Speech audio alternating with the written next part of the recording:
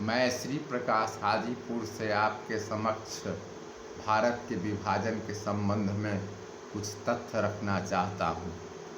भारत एक बहुत ही पुराना राष्ट्र है। सिंधु घाटी की सभ्यता और वैदिक सभ्यता से इसका संबंध है। हजारों वर्ष पुराना यह राष्ट्र है। यहाँ पर एक उच्च कोटि की सभ्यता का विकास हुआ था। सिंधु घाटी की सभ्यता के उत्खनन के बाद पता चला कि ईसा के जन्म से 4000 से 5000 वर्ष पूर्व मोहनजोदड़ो और हड़प्पा में एक उच्च कोटि की सभ्यता थी। बाद में वैदिक सभ्यता का विकास हुआ। भारत एक ऐसा देश है जहाँ सभी धर्मों के लोग रहते हैं। दुनिया में जिस भी धर्म के लोगों को प्रताड़ित किया गया, उन्होंने भारत में आकर के शरण ली। पारसियों को जब ईरान में प्रताड़ित किया गया तो वे भारत आ गए और आज पारसी लोग भारत में फल फूल रहे हैं। यह दुर्भाग्य की बात है कि कतिपय परिस्थितियों के कारण 1947 में देश का विभाजन हो गया। देश के विभाजन के लिए कौन जिम्मेवार है, इसके संबंध में किसी को पूरी तरह जिम्मेदार नहीं ठहराया जा सकता है। 1906 ईस्वी में मुस्लिम लीग की स्थापना हुई और मुस्लिम लोग लीग प्रारंभ में भारत विभाजन का मांग नहीं करती थी।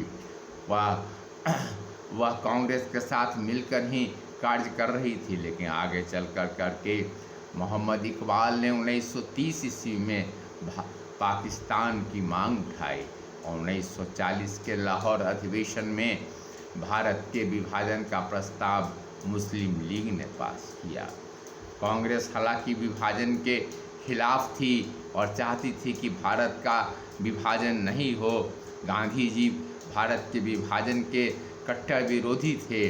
उनका कहना था कि हजारों साल से हिंदू और मुसलमान इस देश में एक साथ रहते आए हैं और एक साथ उनका विकास हुआ है, इसलिए भविष्य में हिंदू और मुसलमान एक साथ रह सकते हैं। बहुत सारे राष्ट्रवादी मुसलमानों ने भी भारत विभाजन का विरोध किया। इसमें अबुल कलाम आज़ाद एवं खान अब्दुल गफ्फार खां का नाम प्रमुख है। इन लोगों ने भारत विभाजन के विरुद्ध आवाज़ उठाई, लेकिन उस समय 1946 ईस्वी में जो सांप्रदायिक दंगा हुआ जिसमें बहुत सारे लोग मारे गए, जिसके कारण देश में एक नई तरह का फिजा उत्पन्न हो गया और कांग्रेस ने गांधी जी के विरोध के बावजूद भी अंत में भारत के विभाजन के प्रस्ताव को स्वीकार कर लिया।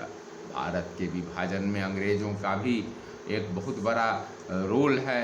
वह भारत को विभाजित कर देना चाहते थे और इसलिए उन्होंने शुरू से ही हिंदू और मुसलमानों के बीच में फूट डालने की नीति को अपनाया।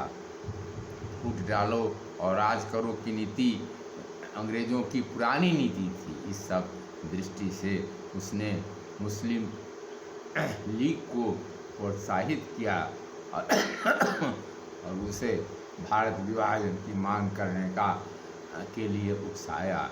इस तरह से 15 अगस्त 1947 को देश आज़ाद हो गया। उसके पूर्व ही 14 अगस्त 1947 को पाकिस्तान का निर्माण हुआ।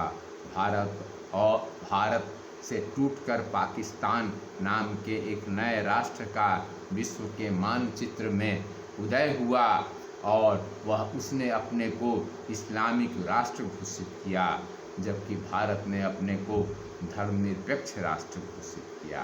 पाकिस्तान का भी विभाजन हो गया और उससे टूट करके 1971 ईस्वी में बांग्लादेश का निर्माण हुआ।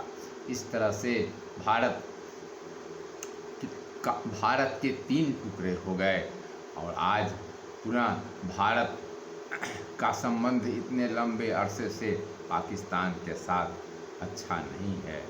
भलाई इसी में है कि पुरानी बातों को भूल करके भारत, पाकिस्तान और बांग्लादेश मिलकर रहें।